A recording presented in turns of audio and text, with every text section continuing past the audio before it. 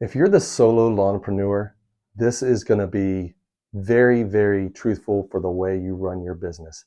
It worked for me in my business model, and I guarantee it'll work for you.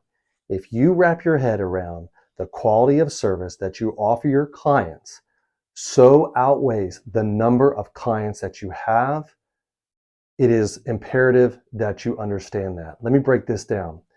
If you are set on the number of, I call them customers because you're not offering any other services, they're just wham, bam, thank you, ma'am. If you focus on each one of these clients and maximizing the opportunities of enhancements or services that you can offer them, you spend more time on that property, you get paid more per client. So you don't need 50, 100 clients. I'm looking at this as a part-time or full-time, one-person operation. Focus on one client.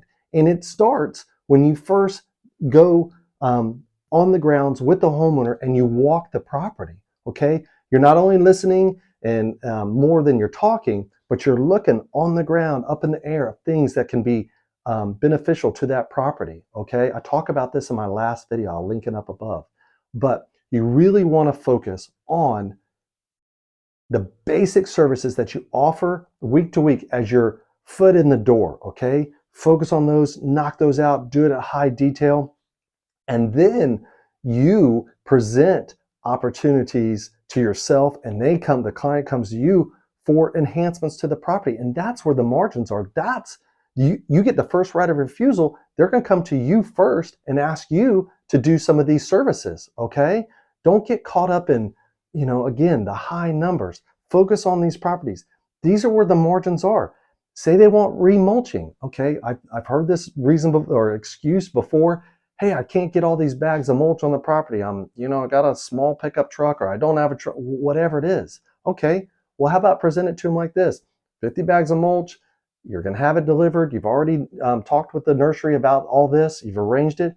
You put that in the estimate, and it gets passed on to the client that's going to pay you for this, okay? There's ways around it until you have the capability of bringing that type of material to a job site, okay? So don't look at you're restrained because you're so small. The money's in being small. I'm here to tell you, and I talk about this, I'm blue in the face. This model worked for me. It will work for you. Stay small, okay? And you can do a lot by staying in your lane, but your foot in the door is your basic weekly services, and then when the money comes in is when they come to you or you've presented to them some enhancements to the property, okay? When you're taking care of their property on a high-end scale, me personally, 95% of my properties were residential, and I did it with a push mower. I had a stand-up mower, zero-turn stand-up mower. It had its place on the commercial properties. However, being here in Florida, and I don't know where it is in other parts of the land, but it's a little swampy. And no matter how detailed, how I try not to say burn the grass when I'm cutting back the other way, it happens. And they're heavy. I'm a 225-pound guy. You got another 800 pounds of mower. That's going to leave some ruts. And I know, listen, I know you shouldn't cut the grass the same way each time. And I didn't. But you're going to have those things, okay? It just didn't leave that professional look with that client. Well, guess what? The client saw me and nobody else on the block was doing it. I was push mowing their property. They really liked that. I even had a client come to me, say, yeah, my neighbor says you push mow this. He didn't even know I was push mowing it. It's like, so there it is again, what I've talked about. When you're on a property, you're basically doing an infomercial. You're trying to get the business around you. You're trying to get eyes on you. You should feel eyes on you. It should come natural. You offer a high-end detailed service and people are watching, especially the client. In this case, the client didn't know when I first started out I was using a push mower, and I guess I didn't tell him I was, but that was standard, and he was excited. He was very thankful that I took care of his property. Again, I'm not saying you can't use a zero-turn mower. I chose to use a push mower, and I was paid accordingly. I was able to tell the client, this is how long I'm going to be on the property. That's why it costs this. Don't be ashamed of this. If not every client, not every person you step foot on their property, you're gonna sign them up as a client. hey, that's just the weed out way I went. And if they didn't want to pay me that, I'll move on to the next one. They're out there. The high end clients are out there. They're used to getting high end services. And in your lane, you are the person who takes care of their property. They want high end service. They're that type of person. They know they have to pay a little bit more for those services. So it is no different in the lawn care business. Okay. So get your head around that. A lot of people don't think of it that way. If you don't look at yourself as a professional offering these high-end premium detailed services, don't expect the client to. You've got to separate yourself apart. Running a push mower was one way I did it. Taking my time, uniform, meeting with the client, talking with them, never presenting estimates via text or a phone conversation or email, getting on that property, keeping those lines of communication open to, again, increase that know, like, and trust. Okay, I've talked about that before. You have this line of communications open to where you have a relationship with these clients and you treat them well and you do great services. They're going to give you first right of refusal if they have a project that you want to be involved in. Now, when I say project, it's within the landscaping business. I'm not saying you're cutting grass one week and you're painting their house the next. Stay in your lane. You're good at that. Stay good at that. Don't be, getting sidetracked and swerving into another lane. Okay.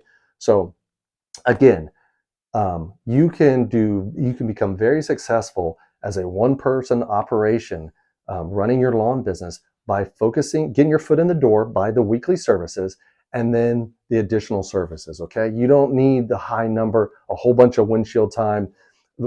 Dust is still flying as you pull off. Make that your focus. Okay. It'll pay dividends like there's no other.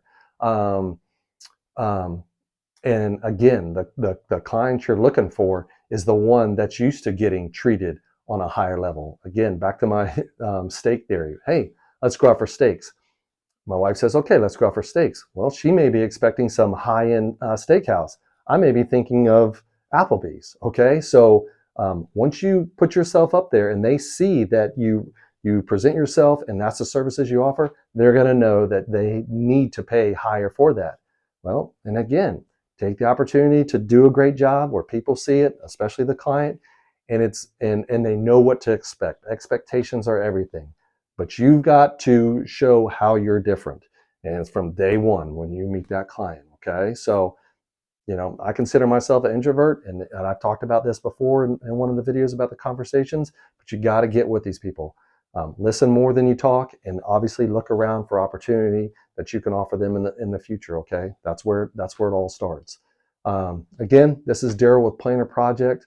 Always your guide, never an expert. I want to leave you with one thing to think about, because I think this video is more about getting your head wrapped around how you should think about yourself and the services and the way you conduct your business. It's not the number of customers. You hear me say, I don't call anybody customers. They're my clients. Okay. It's not the grandiose number of customers. It's the opportunity to serve each client. How can I maximize this particular property for maximum returns, maximum profits that I can make on this property? It takes time. It takes that getting to know the client, and they getting to know you, and you getting to know them. But don't get caught up in, oh, I've got 100 clients. I've heard it all before, and I just shake my head. I'm like, man, if you just back that down and you give me those 100 clients, let me look at those properties. When was the last time you offered them a remulch job? When was the last time you offered to prune some of their plants back? Maybe you're doing that on a regular basis anyways. I commend you for it. But really look at each one of the properties and see what you can be doing to add more profits. If you're banging it out to move on to the next one and your route's so tight you don't have time for that stuff, it may be time to let some of those accounts go and focus on those 10% that are producing or that could have the opportunity to produce them more. I guarantee you'll be much more happier. Your pocketbooks will be your pocketbook will be that much more fatter, and hopefully you'll thank me down the road. But give me a like, subscribe if you can, pass me on if you know somebody that's struggling with this. If you have some kind of questions, please leave them in the comments. Definitely check out my description. I've got some information there how you can get in touch with me. And if I can be of any help to you, I'm always here for you. Thanks again for watching, and we'll catch you next time.